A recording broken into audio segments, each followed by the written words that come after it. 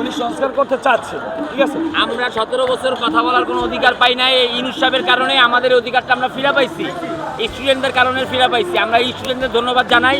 উনার বাড়ি ভাঙে উনারে বুঝাইলাম যে উনি ইন্ডিয়া উনারে বাঁচাইতে পারবো না। উনি আমাদের দেশের 18 কোটি মানুষের মাথা বিক্রি করছে 17 বছর, সবাইরে চুষছে, সবাইরে চুইসা তার দল ছাত্রলীগ, কুত্তার লীগ, এই লীগ ওই লীগ সে চালাইছে। এখন আর তার দিন শেষ। সে যেভাবেই পারুক সে আমাদের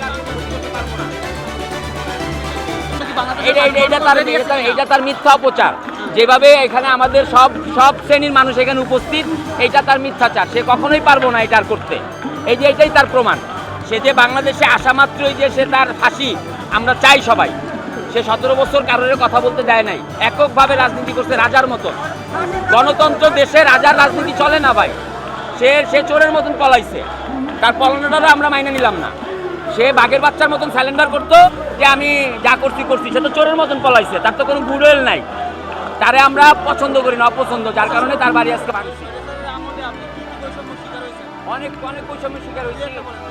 যেরকম 2012 সালে গাড়ি পোড়াইছে, আমি চালক ছিলাম, আমি নাকি বিএমপির লোকের থেকে টাকা খায় গাড়ি পোড়াইছি। এই মামলায় আমার অ্যারেস্ট করছে, জেলখানায় নিছে, আমার ফ্যামিলি আমার বের করছে, কোনো দলীয় লোক আমার বের করে নাই। এই হ্যারাসমেন্টটা আমি শেখ হাসিনার জন্য হয়েছি।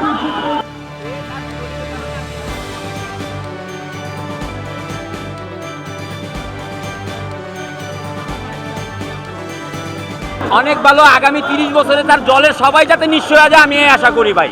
তার দলের কেউ যাতে আগামী 30 বছরে মাথা তুলে দাঁড়াইতে না পারে, আমি এই নিশ্চয়তা নিয়ে রাস্তায় নামছি। আমি এই নিশ্চয়তা